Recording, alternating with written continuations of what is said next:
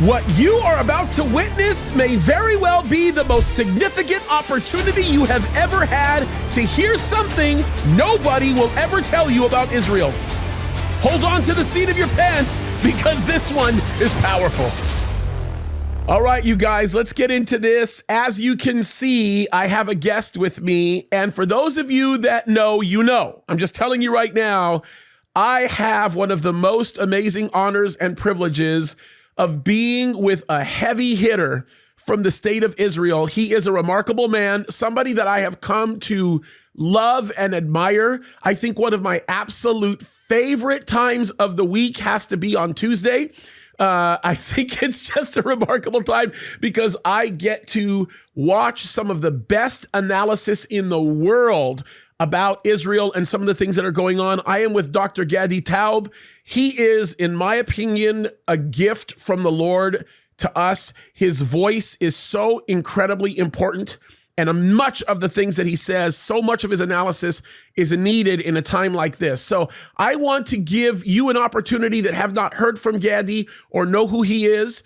I want you to have an opportunity to hear from him a little bit about himself, and then we'll get into a very important discussion about Israel. I'm going to tell you this right now.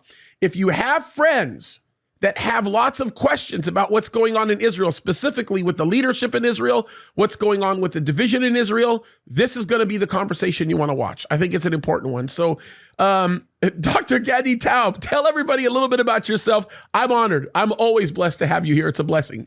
That's great. You're such a good friend to us, James. It's a pleasure to be here, and your introduction is way too generous. I'll mention my co-host, Mike Duran, from the podcast Israel Update that we have on, as you said, on Tuesdays, and we try to cut through the media bias. So that's what I'm about.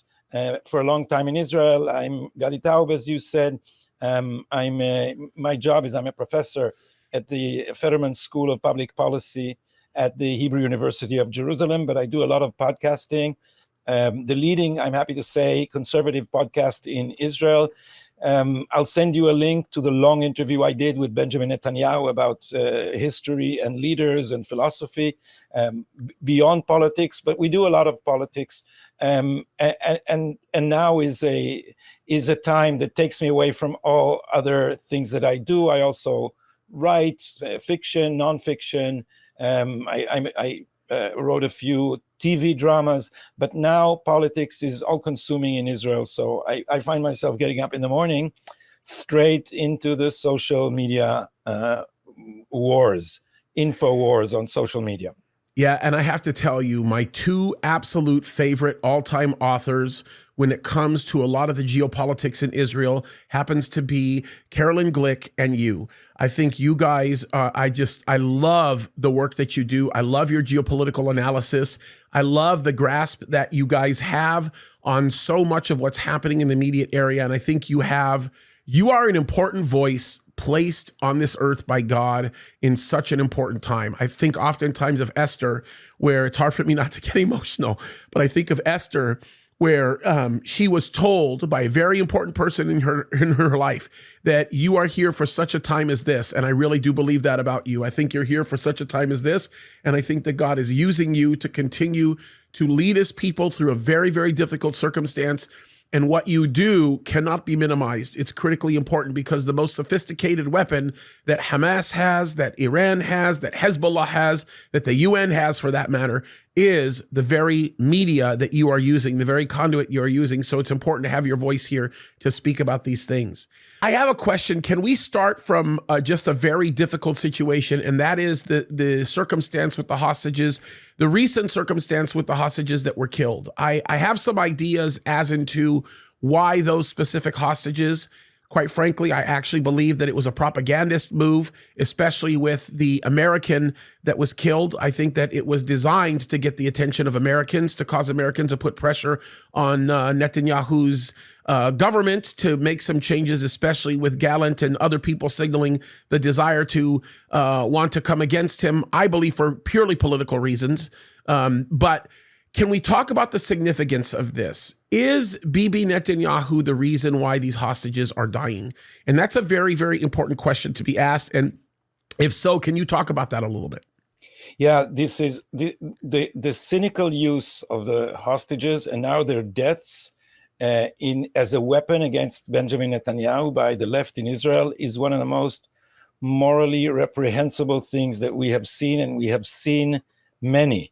Of course, incomparable to the horrors of Hamas, but according to the plan of Hamas, the Israeli IDF, the Israeli Defense Forces, found in the tunnels some documents from Hamas, and they have a very sophisticated plan to turn us against each other by using the hostages. And the plan says use the families of the hostages in order to create pressure on the government to make concessions to Hamas. This is a psychological warfare. And so when these demonstrations erupted, these demonstrations against Netanyahu, you just think these are the useful idiots of Yahya Sinwar, of Hamas. They are just playing their part in the screenplay that he wrote for them. And it's appalling, James, because the day that this was announced, I was, by the way, just on near the Sea of Galilee, where I was, I could see the Sea of Galilee. I was I took a day vacation and went to the north to collect my thoughts, and I couldn't leave Twitter. And I looked at the feed, the left-wing feed, and what was so striking about it is that nobody even mentioned Hamas. It was all anger directed against Netanyahu as if he killed the hostages. And you look at these people, and then you look at the right-wing feed, and the right-wing feed is all about anger against Hamas and all about making plans how to make Hamas pay, how to put pressure on Hamas, say stop the so-called humanitarian aid until they cough up our hostages, or for instance, annex 50 acres every day of Gaza to Israel until they cough up our hostages, and other plans, execute all of their terrorist prisoners. And other people have had many ideas in their anger and in their sorrow. But nothing of that was on the left-wing feed, because the left is focused only on replacing the Netanyahu government. That's all that's interesting to them. And this is not the whole of the Israeli left. This is the leading voices, and especially the radical wing and what we call Kaplan, because this is a street where they demonstrate, where there is an orgy of hate. Now, let me tell you, this is not a coincidence. They are not... This is why the term useful idiots, coined by the communists, as we know, is not exactly befitting, because they are not, they are conscious of what they are doing. And there is, it's not a partnership, but there is a convergence of goals, because for them, and some of them believe this sincerely, removing the Israeli right from power is the most urgent thing for Israel to do now. And if you listen to them, some of them actually say that the real enemy is Netanyahu, and with Hamas we can deal. And this is, you probably, in the United States, where you have Trump derangement syndrome, you understand what BDS is. It's Bibi derangement syndrome.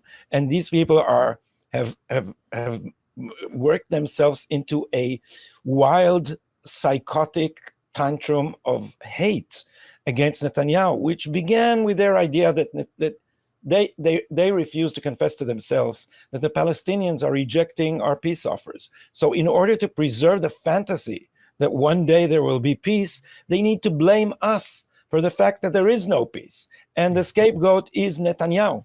So in their story, there would have been peace, except Netanyahu incited the right, and someone murdered Yitzhak Rabin, and who led Israel in the Oslo process.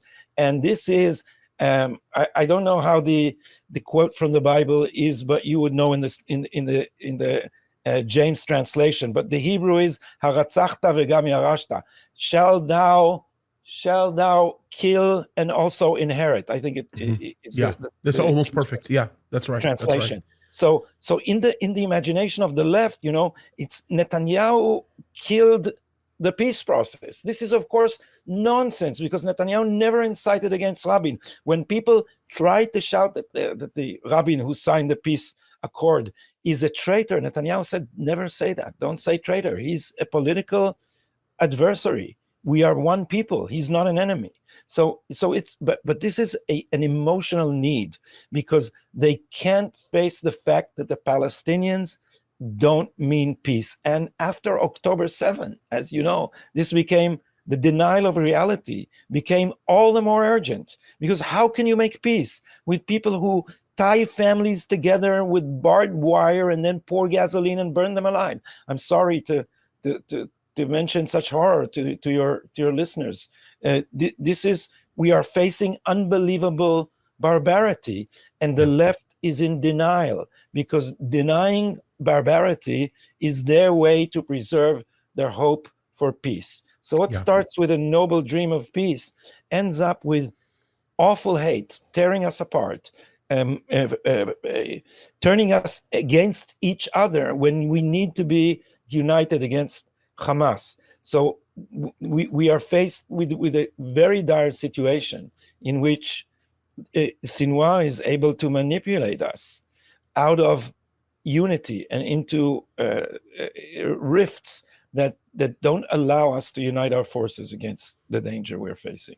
Yeah, I wholeheartedly agree with you. You know, I think about this a lot, and oftentimes it's funny that you mentioned BB derangement syndrome, BDS, that one of the ways I like to describe it to people is we spent a lot of time prior to October 7th talking about the BDS movement, which of course is the boycott, divest, and sanction movement that exists right now.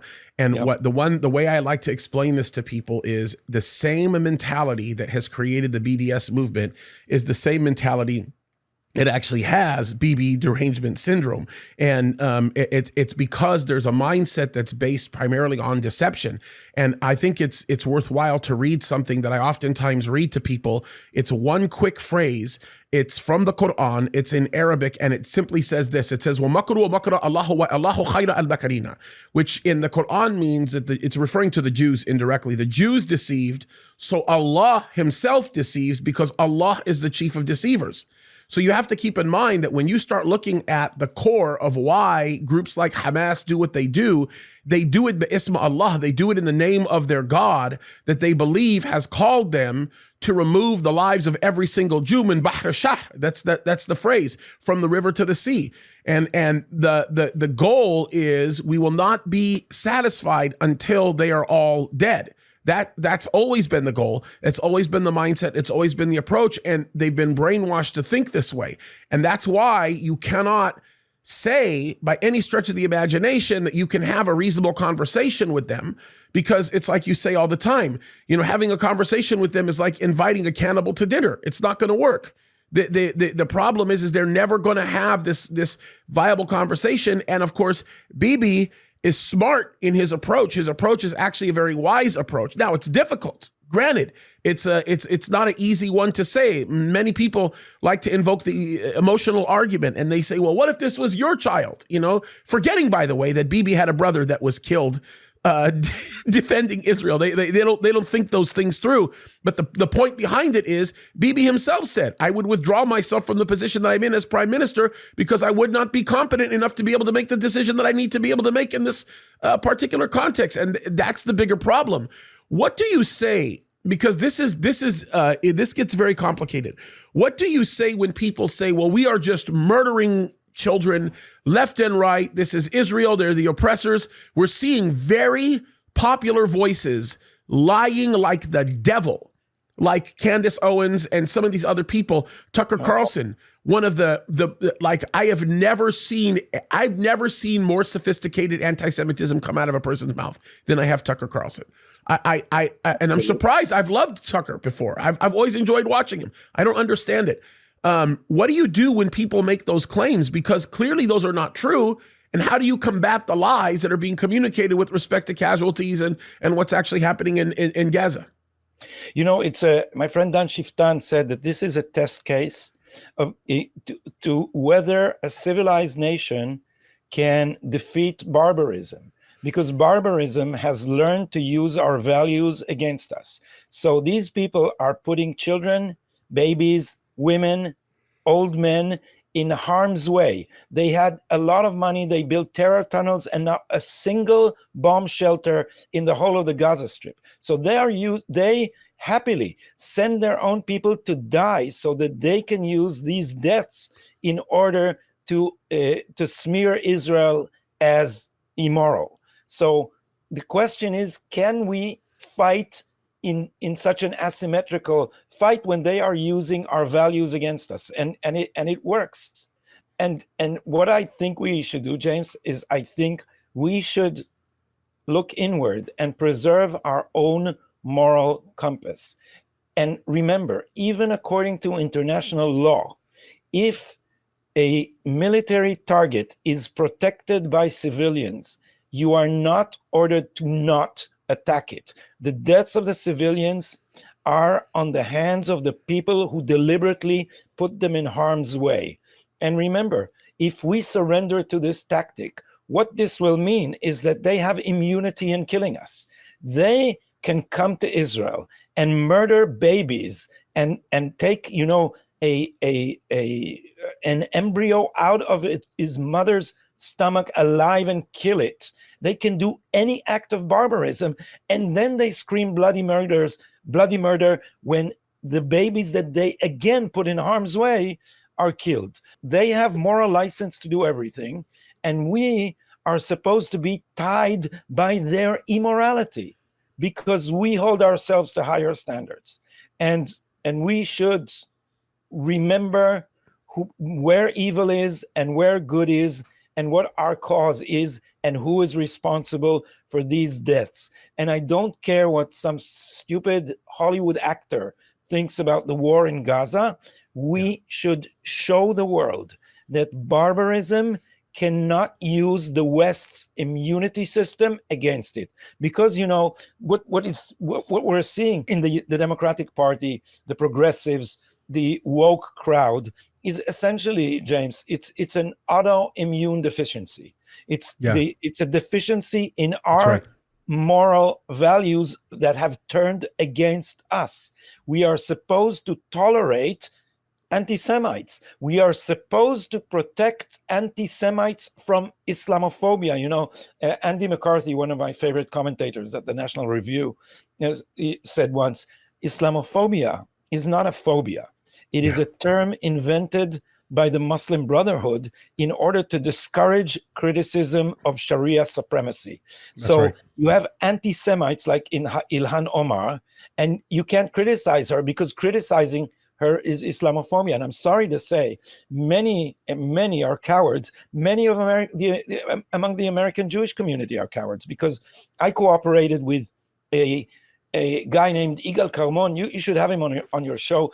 He's brilliant. He was the advisor on terrorism to two prime ministers in Israel, to Yitzhak Shamir and Yitzhak Rabin.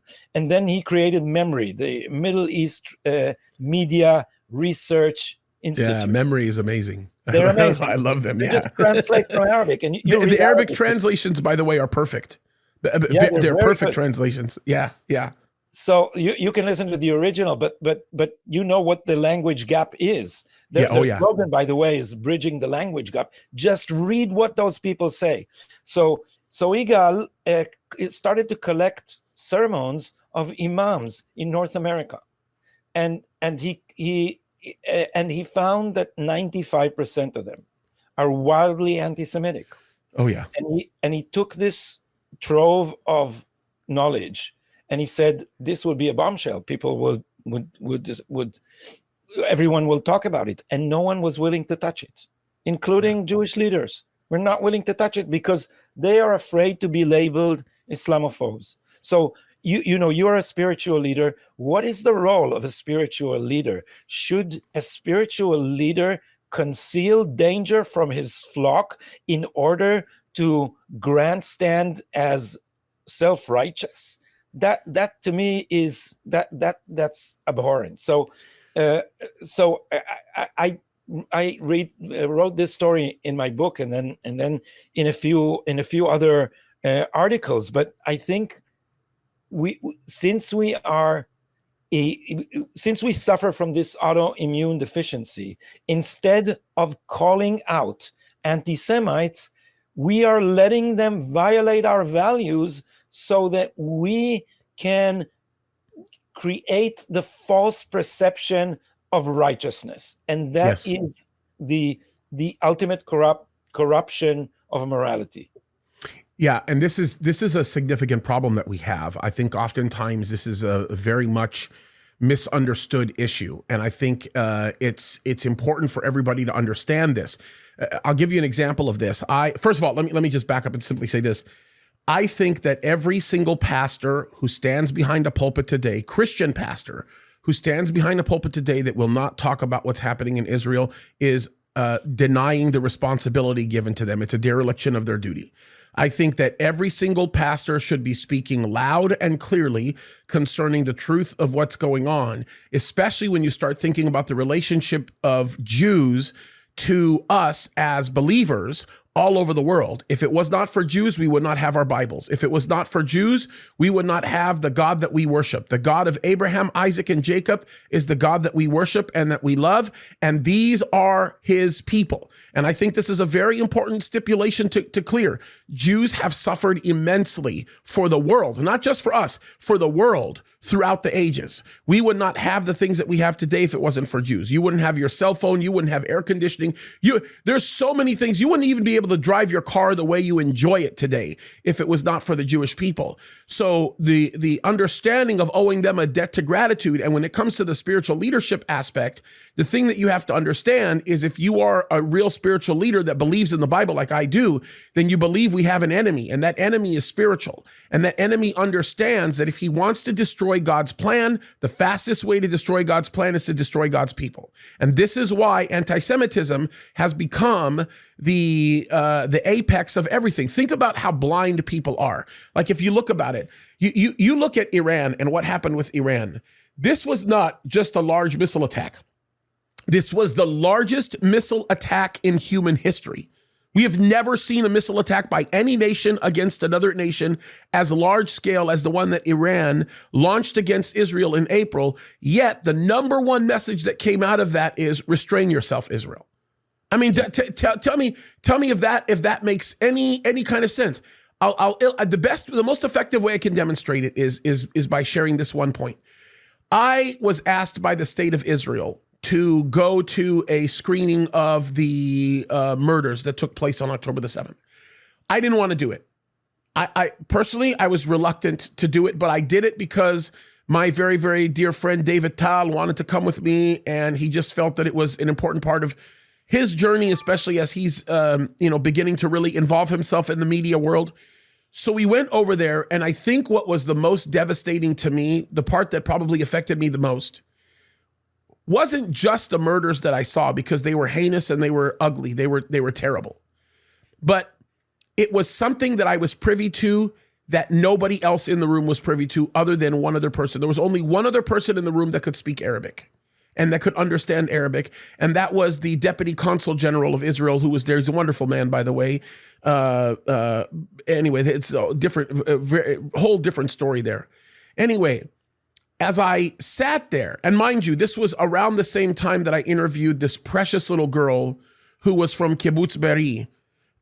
So you can imagine how it had a much more substantial effect on me, in that I very likely watched some things that she didn't watch. She was locked up in a room in her kibbutz when I was watching the things that she was describing. Anyway, the worst part about what I saw had nothing to do with the terrible atrocities that I saw. It had everything to do with being able to understand what these savages were saying in Arabic. The joy that you can hear in their very tone, in the induction of their language, was one of the most absolutely incomprehensible things I have ever seen in my life. To be able to take the lives of little boys and to be like overjoyed with it. These terrorists talking back and forth with one another about how excited they were that the boys were getting more and more scared after watching their father's life being taken. You can't even begin to imagine the kind of savage mindset that has to exist. And when you begin to understand the measures necessary in order to be able to keep that from happening, to me, it's astounding. And I think this is the part that strikes me the most, is the internal division that exists within Israel, because some of the lies that are being communicated. And I think that the one thing that is not being realized here specifically, more importantly than any other thing, is that every single one of these people that are encouraging this, that are propagating this, are clapping and yelling and cheering because they're accomplishing the purposes that they did. By the way, I want to make myself very, very clear here. This goal was not a goal that was originally stated by Sinwar. This was not a goal that was stated by Haniya or any of these other people. This goal was originally stated by Mahmoud Abbas. Matter of fact, even before Mahmoud Abbas, the whole goal has always been to incite the West to be able to create a two-state solution that they themselves don't even want. They make it clear, I have no desire for a two-state solution. All I want to see is the destruction of Israel. We have to be a one-state Palestine. That's their goal. And I think that's something we have to open up our eyes to see. And I think that the people watching us need to understand this more clearly, because they're believing the inciting and the lies that exist right now that are continuing to be crazy. Can I give you an example of how bad it is?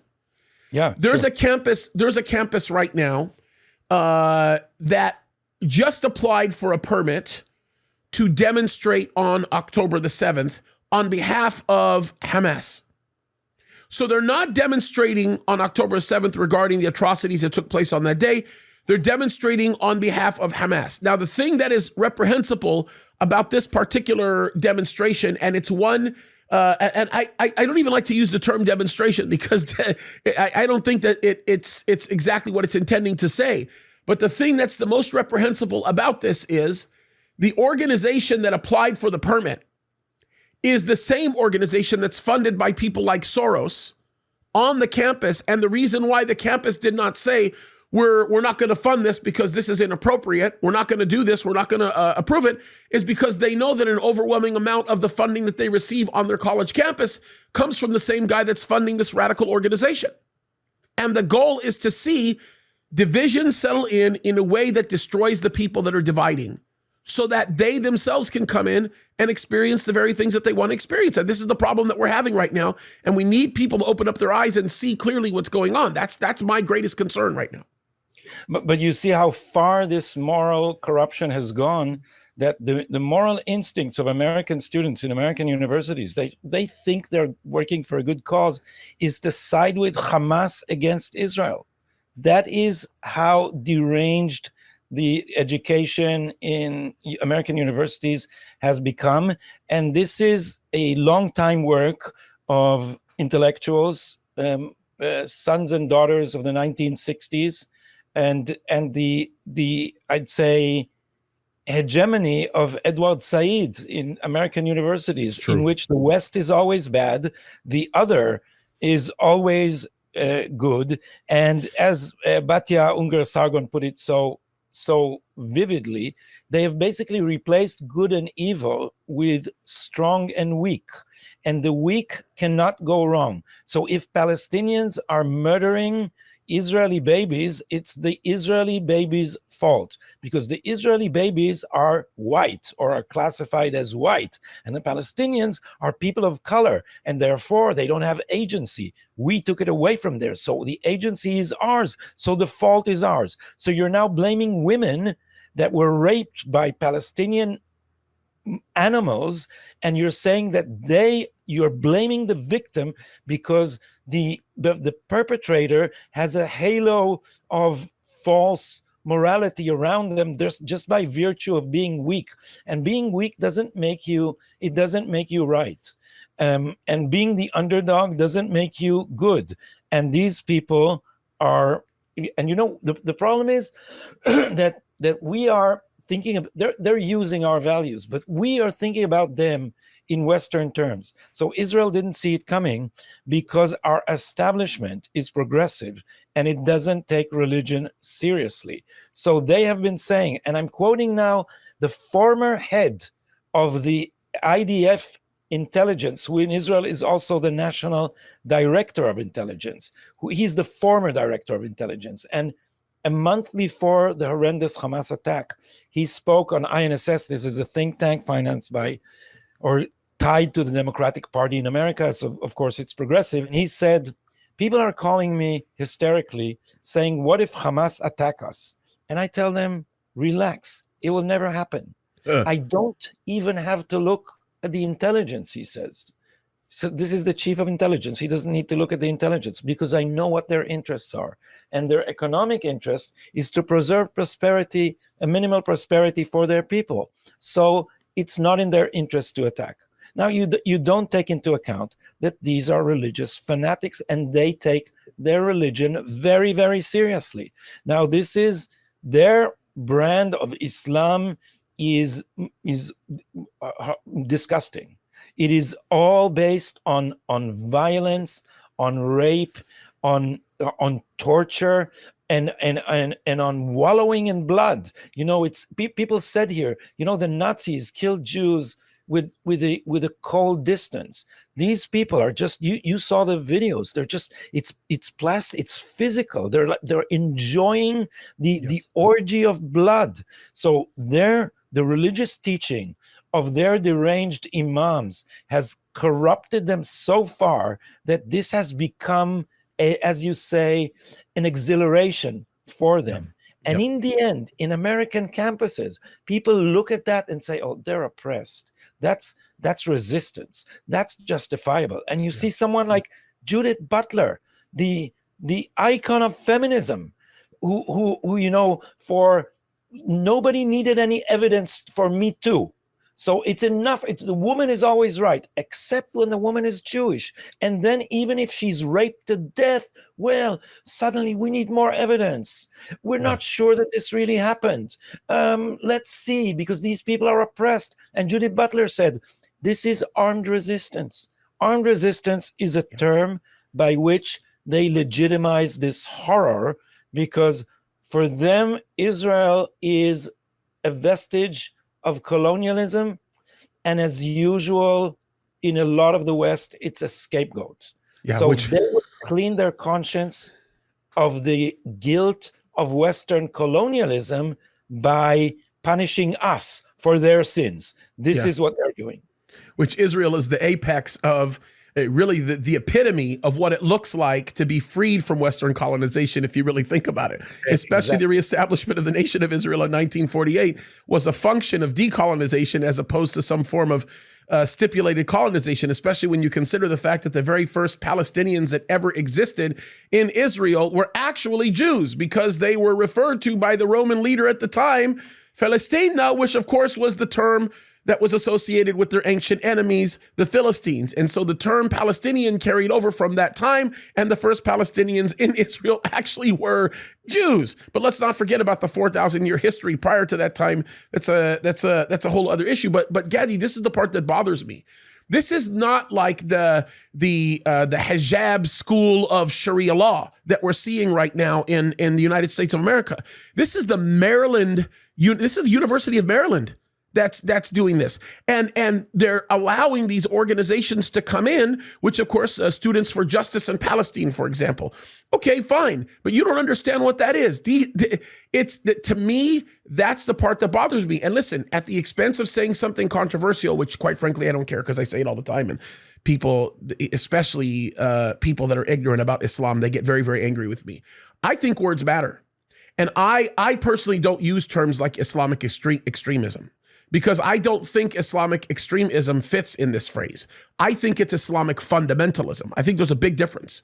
If I'm an extremist, that means I take a teaching, I turn it into something abstract, and I go to an extreme place that was never intended by the words or the interpreters of the actual book that you're looking at. When in reality, when you look at the Quran and you are a fundamentalist of the Quran, then you fundamentally believe in the very things that these people are doing.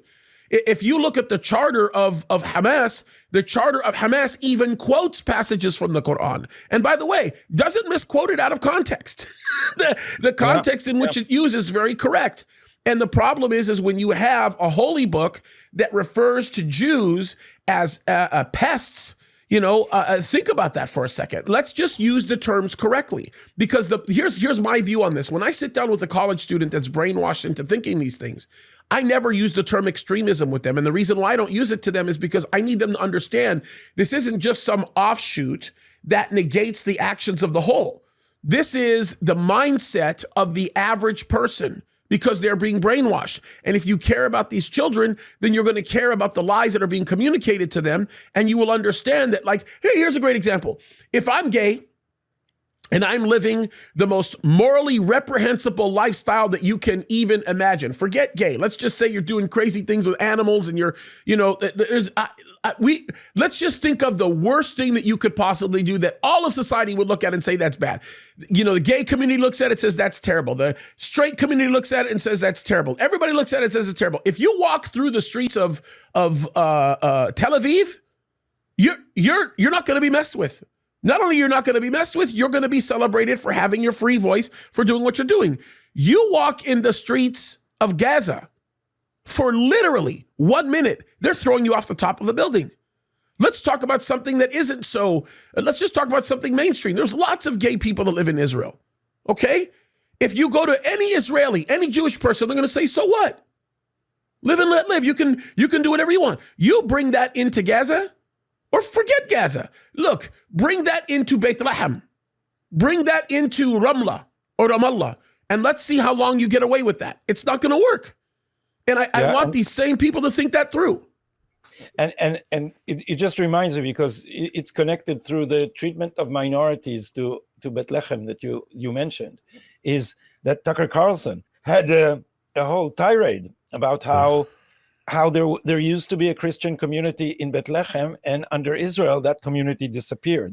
And that is a complete lie, because what happened is there was a thriving Christian community in Bethlehem until it was handed over to the Palestinian Authority, which started harassing them and chasing them and jailing them, and then it disappeared.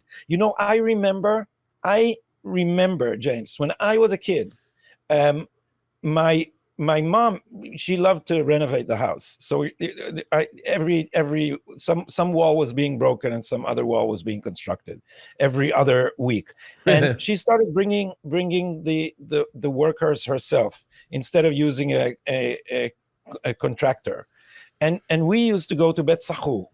I remember as a little kid, the Arab that used to do the floors, and doing the floors evenly when they're not wood, they're stone, is a very delicate, it's a very specific profession, and you take very good builders for it. And this guy was named George. And in Bet Sahur, it was a Christian community, and there was no problem. I went there alone with my mother. Now, if a mother with a child would get into any of the areas controlled by the Palestinian Authority in Judea and Samaria, not in Gaza where we can't reach them, in Judea and Samaria, they would not come out alive. There are signs all over Judea and Samaria: don't take a turn here. They're red to make you notice. Don't take a turn here to a Palestinian controlled territory. Israelis are forbidden to go there. So then they say, we are an apartheid state, right? If you go there, you will die. So we are faced with that kind of barbarism. And so as Benjamin Netanyahu mentioned in his speech before the joint session of the two houses of Congress, what's happening in America's universities, gays for Palestine, is exactly like he said, it's chicken for Kentucky Fried Chicken. It's so true. You people are absolutely crazy. In your mind, there is a coalition of minorities, all of them oppressed by white people. But no.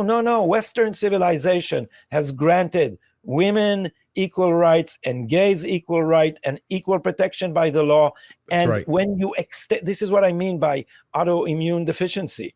When you extend that to Arabs, it's fine. But when you extend that to people who preach murderous, racist hate in the name of tolerance, you're defeating yourself. And this is why Israel is now fighting everyone's war. It's my war, James. It's your war. It's your congregation's war. It's the war of the West against barbarism. This is not multiculturalism. We should not be tolerant and saying that all values are relatives and we should respect the beliefs of everyone. No. You don't respect the beliefs of people who defy the basic word of God, which is that all humans were created in the image of God. If you think that that your God has allowed you to eat babies alive, then you are a pervert, a nutcase, and an evil person, and you should be punished and certainly prevented to do what you are doing. But no, we have this in the name of our benevolence. We extend an invitation to, as you said, for cannibals to dinner. And then when you invite a cannibal to dinner, you want to know if you are a guest or you are on the menu, right? That's what right. You need to know. That's right. And all of this is very, very insightful. And unfortunately, the problem is there is a blindness that exists. And like you said before, there's a lot of lies that are being told right now. I heard somebody the other day tell me this, that the reason why we're becoming more and more poor in the United States of America is because Jews are becoming more and more wealthy. And my statement to that was really simple. I said, wherever you go, anywhere around the world, you will always see a contingency of Jewish people that are going to be remarkably wealthy. Are they wealthy because they're lying and cheating and stealing? Are they wealthy because they're being dishonest? Are they wealthy because they're killing people and taking their money? No. The reason why they're wealthy, it's very, very simple, is because whether or not they actually believe in the God of Abraham, Isaac, and Jacob, whether or not they're a secular humanist or they're a devout Jew, they still follow the principles that God gave them on how to manage their wealth and to take care of their generations. And because they're committed to a certain morality that exists in areas that demand those wise constraints, they have become wealthy, and not only become wealthy, they're the ones that are the greatest contributors to society. So why should you be blamed? And now you're upset at everybody else who isn't wealthy, but yet when you sit down and talk to them, they're busy flipping God off. And they don't even have to believe in God. They're just completely flipping off the constraints of morality. And this is the problem that I think exists right now. There's a lot of this that's happening where they're not believing it. I'll tell you about Bethlehem. This is an interesting story. The first time I was in Bethlehem, it was 1993. It was the most beautiful city that I can remember. I remembered walking through there, smelling the smell of bread being cooked on the street corner. James, did you go to the mass? We saw everything. I'm telling you, Gadi, this was a thought in my mind. Why do people call Bethlehem an armpit? This is beautiful. Gadi, I went back a year later and I didn't even recognize the city. The city looked completely different. Not only did it look completely different, this was the year before Yitzhak Rabin was assassinated. Not only did it look different, but it smelled terrible. You could smell trash burning. It was like an armpit. There were certain areas you couldn't even walk into in Bethlehem because of the snipers. I had to ask. I sat down with my friend from over there. I said, what in the world happened? How did it go bad so quickly? He said, really simple. It was given. At the time, they were called the Palestinian Liberation Organization. It was given to the Palestinian Liberation Organization. It was given back to them about 6 months ago. And I looked at him, I said, 6 months? How could it be so broken in 6 months? And I'll give you one more example. There's a person who asked me a favor. He called me many years ago, I think 5 or 6 years ago. And he asked me this, Joe Rosenberg. He called and he said, would you be willing to host a couple of Palestinian pastors in your church to have a conversation about, what's going on over there and things that are happening? I said, okay, yeah, I'm open to it. My dad was with me. I remember this like it was yesterday. Gadi, they sat in my office, and you know what they told me was their biggest, one of them was from Bethlehem, the other one was from Ramla. And they both told me their biggest frustration centered around two issues. These are Palestinian Christian pastors. Their biggest frustration, they told this to me and my dad in Arabic. The first frustration is every time anybody starts doing well after converting to Christianity, they leave those cities and move to a Jewish city. That's the first thing. And it's their greatest frustration because they need those people who are growing and learning to stay with them and help grow the situation. The second frustration is the persecution that they're receiving. I asked him, I said, who are the people persecuting you? Who are the greatest persecutors? You know the two people groups that they said?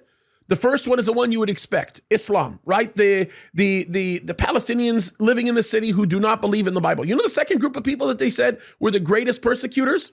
No. The Catholic Christians whose fundamental beliefs are predicated upon replacement theology, who actually believe that there are no real Jews anymore, that they're the Jews that replace the real Jews, because this is a tenet of one of the views of Catholicism. And this is another form of anti-Semitism in that you don't acknowledge that Jews exist today. You believe you're the spiritual Jews, you're spiritual Israel. This is a theology called replacement theology. And this is one of the primary conduits in which anti-Semitism is being encouraged today.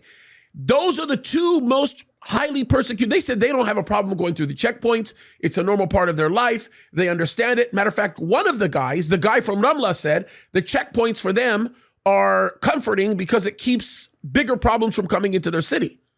This is when the checkpoints were a big deal, 6-7 years ago.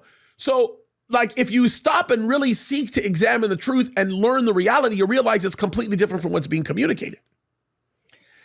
Yeah, absolutely. And you see these biases again and again and again. And I don't mean just the deranged spewing of Candace Owens, which is just it's crazy. How can a literate person go that far? But what Tucker Carlson is doing is much more sly, because I don't know if you saw this. You probably did the interview with Darryl Cooper. But as Mike Duran, my co-host on Israel Update, rightly said, what they're doing is they're rewriting history in order to make it a preamble to America First in the isolationist version. So they're rewriting history now with if Bibi Netanyahu was continuing the tradition of Churchill, so now Churchill is bad. And these people, Churchill first, and now Bibi, are always dragging America into the wrong wars. So Churchill brought America into the Second World War, which is not its business. That's the introduction to what they want to say today, that the evil Jews are dragging them into a war, or going to drag the Americans into a war that isn't its business. So what they are doing is actually very sly. And Mike says, I don't understand the economics of it, but he says it's also very lucrative. There's a very big audience for that, and they're gaining in audience, and they're making money from their anti-Semitic views. Yeah, so let me tell you where the lucrative part of this comes in, because it's really important. First of all, this guy that Tucker's talking to, you have to understand something. His views are in many ways even more reprehensible than some of the things we see in Hamas. As a matter of fact, this guy actually, and if Tucker continues to listen to him, he's going to destroy his life. This guy actually believes that what happened in the Holocaust was an act of mercy, in that as they began to take the Jews away from the growing anti-Semitic sentiment that existed within society, that Hitler himself was being gratuitous in removing them or separating them from the people that were beginning to hate them. And when they realized that they couldn't feed them, they couldn't care for them, they couldn't do anything, they just decided, we're going to just mercy kill them. And that's what they did. Nothing could be further from the truth. Where it becomes lucrative is this: the larger your audience grows, then the more capable you become of asking people for money to subscribe to whatever insight that you think that you have. And it begins to create a whole eco-structure that allows you to make a lot of money. And it's predicated upon the shock value that you can bring in the current moment. And people like to believe these stories that are fundamentally situated in shock. And that's where the money comes. And it's kind of like the illustration that Mike brought up earlier. You have, 1 million people that are subscribing to your tablet or your, what was it? He said Substack, I think is what he said, Substack. They're subscribing to your Substack account. And let's say you have 1 million people that are subscribing, and they're giving you, $15 a month or $20 a month or $50 a month. What do you have? You have 15, 20, 50 million dollars.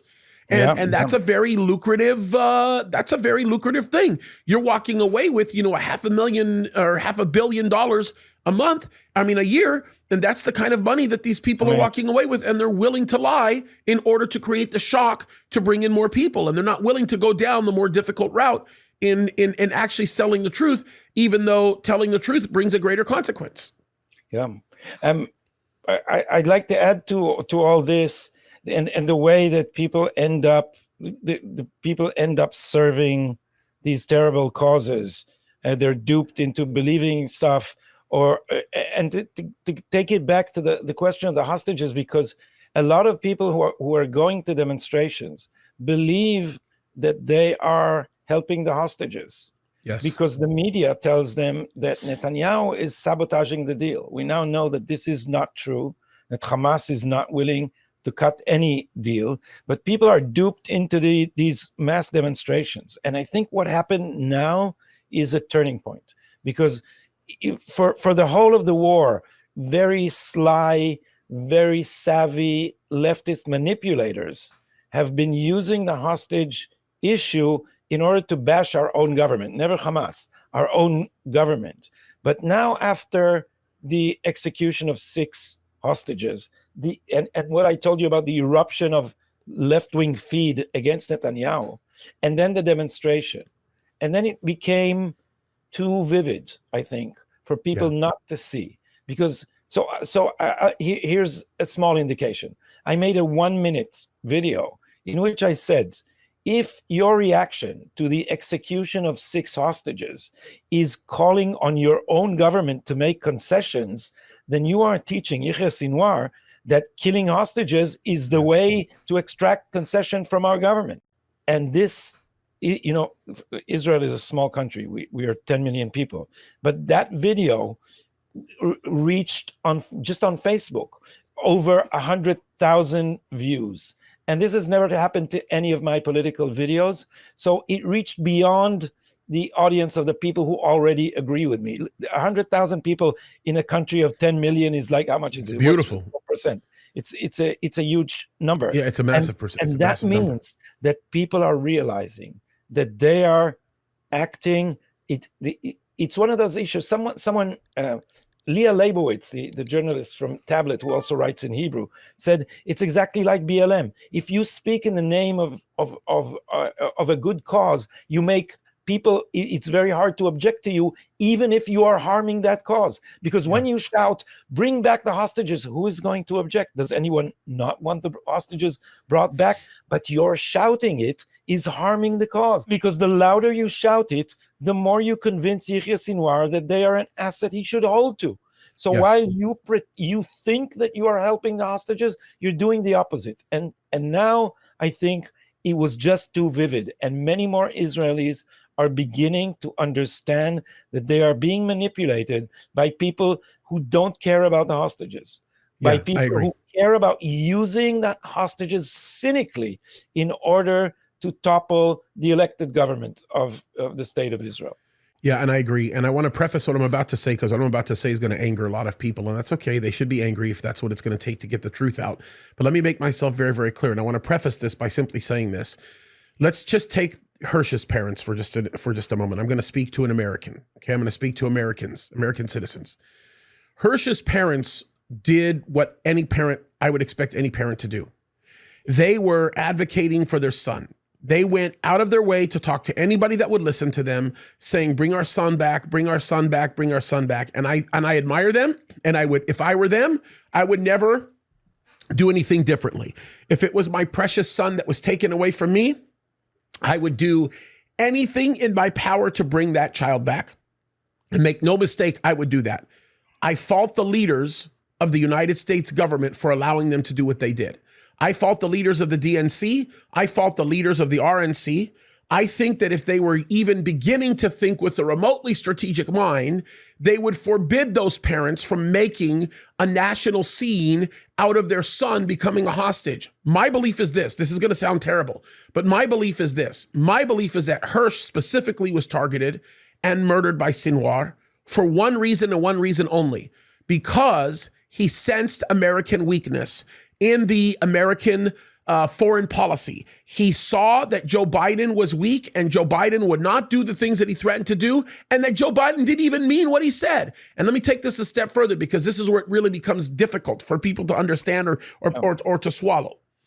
When you have parents on a national level who are allowed to go to a political party meeting, guaranteed the most watched speeches in the world out of those political parties were the parents of Hirsch, Republican and Democrats. In my opinion, the moment that happened, they should have carpet bombed the living hell out of southern Gaza at that point. But we didn't do it.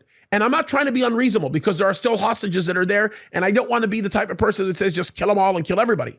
But what I'm saying is this: if you're willing to let those parents show their vulnerability over the loss of their son, and then as a policymaker or as the commander in chief, you're not willing to bring the full force of America and the United States of America to go in there and assist Israel in doing what they're doing, all you're doing is asking Sinwar to kill them.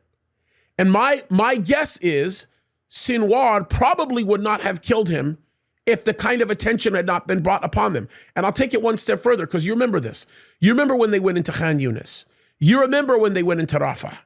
Every single time hostages were released, it was because of the military pressure that Israel put upon them. The moment we laid off on the pressure is when they started playing around with the hostages. And I don't know when people are going to understand that. And if possible, I'd like to talk about the significance of the Philadelphia corridor, even if it's just for a few minutes. And maybe you could explain to people why I'm so, forgive me for using this term, ticked off. I wanted to say pissed off at Israel's Minister of Security. What the heck? What is he thinking? That is unbelievable. You know, there was a whole delegation. First of all, to anyone who doesn't have the map in their heads, the Philadelphia corridor is the border between Gaza and Egypt. And we found about 200 tunnels underneath it, some of them as wide enough for a Humvee to cross. And this is where they got all their weapons, all the heavy machinery that makes the weapons, all the tunnel digging machinery. They all smuggled it for Egypt, and it's very lucrative. And there's a competition on the other side between the different tunnels owned by different Bedouin tribes, and different Egyptian officers control them, and they're paid a lot of money. But this is how Iran turned Gaza into an armed society and made it so dangerous, because they have the Philadelphia corridor. And this is why Hamas desperately wants Israel to leave it, because now that we have the Philadelphia corridor, we have them boxed in. The minute we leave the Philadelphia corridor, they will be able to renew their drive for rearmament, and they will be able to smuggle our hostages out, maybe to Iran. And then we would have fought this whole war in vain. Now, I'll tell you what Gallant, the Minister of Security, Defense, as you call him in English usually, what he has in mind, and what the other peaceniks among our brass have in mind. They think, James, that if Israel is chastened by this war and does not achieve total victory, then it will be ripe for an imposition of a partition deal by the Americans. That is their frame of mind. They remember the Yom Kippur War. That example is in their heads. We were too confident after the miracle of the 6 Days War, and we were not ready to make peace. We're not ready to compromise with our neighbors. And then came the Yom Kippur War, and we received a massive blow, and it woke us up, and it humbled us, and then we were ready for peace. They think they can leverage October 7th to do the same thing. This is my cat, if people are watching us on video. There's no way to make her not want to get on a podcast. Eventually she comes. So the Philadelphia corridor is crucial now, and there was a delegation of officers from NATO, Europeans and others. And after they were shown the actual situation on the ground, they unequivocally said, you cannot afford to leave the Philadelphia corridor, because then you would have lost the war. That's the meaning of it. And the attempt to pressure Netanyahu into leaving it is not for the hostages. It is because these people do not want an Israeli decisive victory. Now, it's really hard to explain, why would an Israeli minister of security not want total victory? It's because they think that what Kissinger did in the end of the Yom Kippur War, preventing Israel from totally wiping out the second army of the Egyptian army, what he did was helped Anwar Sadat save face. And so since none of the sides were achieved total victory, the balance made them ready for compromise. But Anwar Sadat was a rational, principled leader, and he was really ready for peace. These nutcases from Hamas, these religious fundamentalists, as you rightly describe them, for them there is no such thing as a compromise with Jews. This is and I had a debate yesterday with a professor, used to be my provost in my university, and this is so Western to say. He said, no, we should stop the war because compromise comes from strength. And you think Yahya Sinwar thinks that compromise is a sign of strength?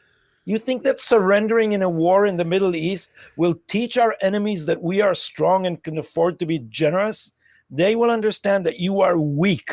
And what you are doing now, a bully has punched you in the face, and now you're generous enough to suggest terms of peace. If you don't punch back, and I want to say a word about what punching back means, because we are not trying to maximize the deaths of civilians. We are, by the way, the ratio of civilians killed to combatants in this war is the lowest in modern urban warfare. The lowest. According to John Spencer, it's the lowest in urban warfare history. John Spencer, who's the expert on this subject, says it's the lowest in history, especially in Rafah.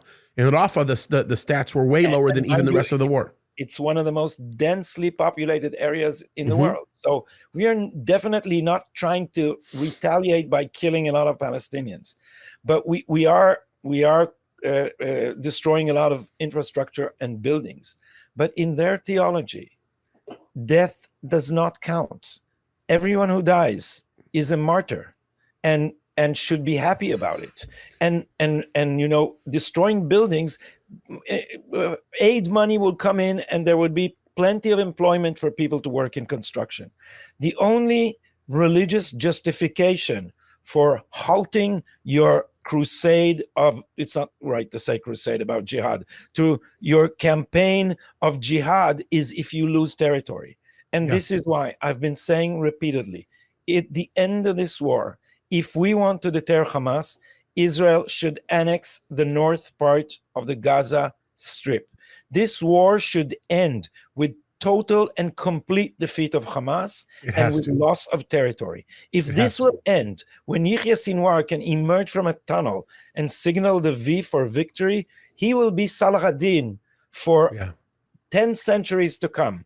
And and people will learn what you need to do to Jews: kidnap them, murder them, burn them alive, slaughter babies, and commit genocide. This is what we'll teach our enemies. And what is worse for me, for all these people now demanding cessation of hostilities in exchange for the hostages. Sometimes, James, you need to be cold and calculating. Because if we teach our enemies that, not as we have taught them terribly up to now, you can get all your prisoners for a single hostage. Now we teach them, or we're in danger of teaching them, that you can halt the IDF and you can stop Israel from winning a war by taking hostages. So they will concentrate all their efforts on taking hostages. Next time you will see an attack on old people's protected homes. You will see an attack on kindergartens and schools, and you would see the kidnapping of a town or an Israeli cruise ship, because that's all they'll focus on. And we should not teach them that lesson. And on this, Netanyahu is totally right. We will not end this war unless Hamas is totally and absolutely defeated. Yeah, I agree. And I will tell you that we need to continue, Israel needs to, the United States needs to continue to understand that you don't have the power to compromise unless you demonstrate strength through the willingness to destroy your enemy. And this is the big thing about 73 that a lot of people don't stop and consider. And they don't listen to the Egyptian, they don't really consider the Egyptian point of view from this perspective. I think I told you the story that my grandmother wouldn't allow my father or any of his siblings, my aunts or uncles, during 67 and 73 to listen to Egyptian radio. She said that they were lying. And she said that the only radio they could listen to was Israeli radio because they were telling the truth. Now, my grandma understood two things. My grandma understood the truth, number one, and she knew that if she wanted the future of Egypt to be positive, that Israel needed to be in that future, number one. Number two, the other thing is, if she wanted the future of her family, the future generations of her family to be blessed, then she needed to teach her children to love and to bless Israel. And I think that this is a very, very important part of where we are today in the world in which we live. And I think that there's a lot of rewriting of history here, because if you think about this, the only reason why Sadat began to think more clearly about the situation with Israel was because he was forced to acknowledge Israel, or he was going to lose his whole military. And people don't think about that little section in the Sinai. They don't think about what happened there and the complications with Sharon, and which, by the way, the whole thing with Sharon became just a tragedy later on. It doesn't even make sense to me.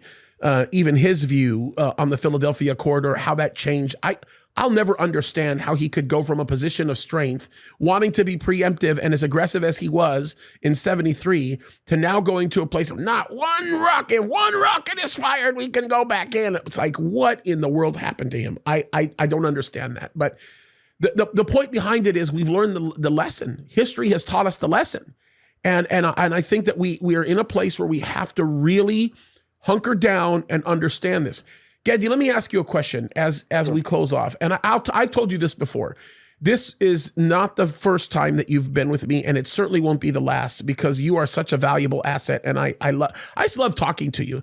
I love hearing. I just love hearing from you. You're a dear friend. You've become to me, you're just. I pray for a lot of people on a regular basis. With my family, with my children, and you are one of the men that I pray for on a very regular basis, because you have such an important role in Israel, such an important role to God's people, to your people, that cannot be denied. It's critical. What would you say to Americans? Because I'm going to tell you this right now. By the time this video gets viewed, there's probably 500,000 people are going to end up watching it. Mostly American audience. So I would probably say 70% of our audience is American. And by the way, about 10% is in the 1040 window, believe it or not. So we are talking with a lot of people in the Middle East watch. What would you say? What piece of advice would you give? What insight could you give to people that are watching here? How can we help for the truth and the safety to come out? Because look, here's the other thing that I want to say, and I didn't even get to say this before. The most wealthy and prominent Arabs that live right now in Israel are the same ones that consider themselves to be Israeli citizens, who are productive members of society, have served in the IDF. The largest bank in Israel, the CEO of the largest bank in Israel, is a Palestinian man. We have to just think this through for a second. So I'm not fighting just for the cause of the Jewish people, although the Jewish people is my primary line of thinking, because if they're gone, our world is gone. Like if you lose Jews, you lose the world. The world is gone. I can't explain that enough to people. But I'm also thinking about the well-being of the Palestinians, because there are many of them that are prospering as a result of being productive citizens who are walking closely hand in hand with the Jews over there. It's not a large group, but we hope it to be larger.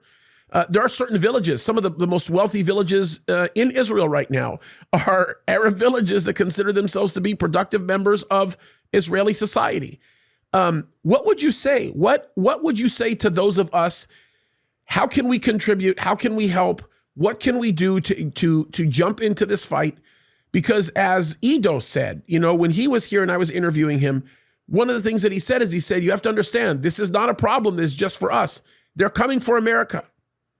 So what do we do? If there's one piece of advice you could give to the people that are watching right now, what would you say? Well, I would say this is not just our war. And even people who don't see things like you do, James, and don't think that Israel is important to them in any way, if the West is important to them in any way, then it's crucial that Israel win this war, because this war is fought in other ways on the streets of Paris, in Neukölln, in Berlin, in Lebanon, in the Far East, in the United States, in Michigan, in the Democratic Party, in many other places. And this is the end of one of Iran's tentacles. And so when you think about politics, think that this octopus of terrorism, this octopus of darkness, nihilism, and evil is threatening you if you believe in the Judeo-Christian values. This is a war between the Judeo-Christian culture as a whole and barbarism. It's not, as Benjamin Netanyahu said, a clash of civilization. This is a war between civilization and its negation, between civilization and barbarism. So the first question you need to ask yourself, even, from the abstract to the practical and political, do not vote for anyone who is an Iran apologist at any level of the government, the state, the municipality, federal government. This, because I tell people in Israel too, when we think about the next American president, we should not be asking what his or her. The first question would be, what is their attitude towards Iran? Because this is what is going to count. And in this war, we are just the front line, and behind us is the fate of the whole of Judeo-Christian culture. And we should not bow down before barbarism. We should first cure ourselves from our autoimmune deficiency, see things as they are, call evil by name, and expel it from our midst. Because it's everywhere. These are incarnations of the same evil octopus. Yeah.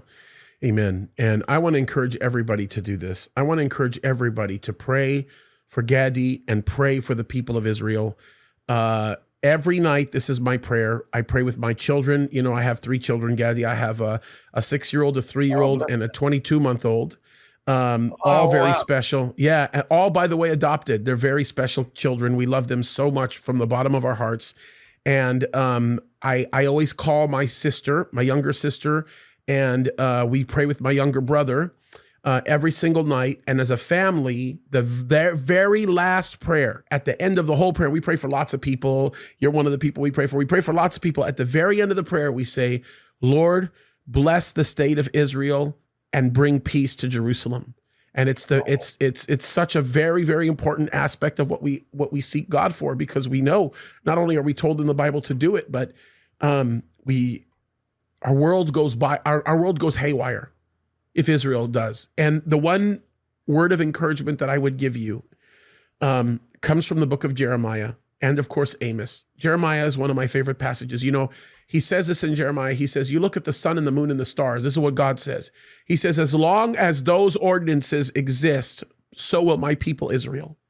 So that's the one piece that we can find in it. And then I always look at Amos, the end of Amos. I remember reading this to the consul general of Israel when he left his post to go work with the foreign minister, and now he's actually with the speaker in the Knesset. But I got to read this to him, and that was the very last part of Amos, in Amos chapter 9, where it basically says, and I'll just read it to you very quickly because it's one of my favorite passages for Israel, and it's one of the things that I think every Christian on the face of the earth should not discount. Every single Christian should remember this because it is powerful, and it's all about being on the right side of history. This is one of my favorite passages in the book of Amos. I always think about this. They're called minor prophets, but there's nothing minor about them. But let me read verse 14. It says, and I will bring again the captivity of my people Israel, and they shall build the waste cities and inhabit them. Haven't they done that? I mean, you look at what's happened in the last 80 years. Oh my goodness, how they have rebuilt the waste cities and inhabit them, and they shall plant vineyards and drink the wine thereof, and they shall also make gardens and eat the fruit of them. Number one exporter of fruit in the region. Matter of fact, in the world in some cases, right? But this is my favorite part of this passage, verse 15. It's always hard for me not to cry when I read it. Like it's one of my favorite passages in the Bible. Ugh. It says, and I will plant them upon their land, and they shall no more be pulled out of their land, which I have given them, saith the Lord God. Never. It'll never happen. So good luck Good luck, you enemies of Israel. It's not happening. Thank you so much for that, James. That's so... Gadi, the fight that we're in right now is not whether or not Israel is going to exist. Israel will always exist. The fight that we're in right now is to minimize the suffering of the people that oppose Israel, because God will judge them, and God is real, and so are his people. If you can have a group of people lose their national identity after Titus in 70 AD, and for 2,000 years be separated from their land, their national identity, their language, and everything that goes in, and in 1948 it all be restored, you tell me that the God of Israel is not real? You're crazy. And you're never going to be removed from the land, and we know that. So when we say never again, that's biblical. That's biblical. That means a lot to me, James, and the fact that I know you as an honest and sincere person, and I really appreciate it, and your support, and the fact, I don't know the people in your congregation, but I feel I sometimes think that when we feel alone, when people feel the 1930s are back and everybody is against us, I remember people who are not, and this is one concrete corner of my mind where I remember your congregation. And if you guys want to stay updated about what's going on here, please, you're welcome to our channel, the Israel Update channel. Please, guys. Yes. Mike and I are doing our best to call the bluffs of the media that is just poisoning the minds of people against Israel and against Jews, and that's absolutely horrible. And if I can say this, James, if I'm overstepping my bounds here, so you cut it off. You're not. Editing. I sincerely hope that we will find an opportunity for me, and maybe me and Mike, come and visit your congregation, because we'd be honored. I would love to see who the people that listen to you every Sunday are. It would be the honor of a lifetime. You as their pastor. Yeah, it would be an honor of a lifetime. And there are not just the people in my congregation, but there are hundreds of thousands of people that watch us on social media, millions of people that listen to us on the radio, actually millions on social media that love you and love Israel and pray for Israel on a regular basis. And it's something that is very, very, very important to us. And I think that as we continue to see the move that God is making and is protecting his people, it becomes undeniable. And that's where this really comes down to a battle between good and evil. And that's really what this is. This is a battle between good and evil. And good is going to prevail because God is good. And I think that's the thing we have to understand. That's the thing we have to understand. So as I always say in Arabic, and this is something you will understand, and bahabbak ya habibi. Very, very much Arabic, I do very know. Close to my heart, and you're loved and cared for, and we're just grateful for the grace of God that he continues to show upon you and your people. And we stand with Israel. That's very, very important. Ana kaman bahibbak, habibi. Aywa. Your Arabic is great. It's great. Okay, guys, thank you for joining us. Please do me a favor. Show this to as many people as you can. This is a very insightful interview. I want people to see this in its entirety. Let's get this out to people. And I think it's just going to be a really, really important thing. Okay. God bless you guys. Thank you for joining us. And Gadi, thank you. You're an amazing, you're a huge blessing. I'm so honored that I have you as a friend. Always. Thank you very much for having me. God bless you.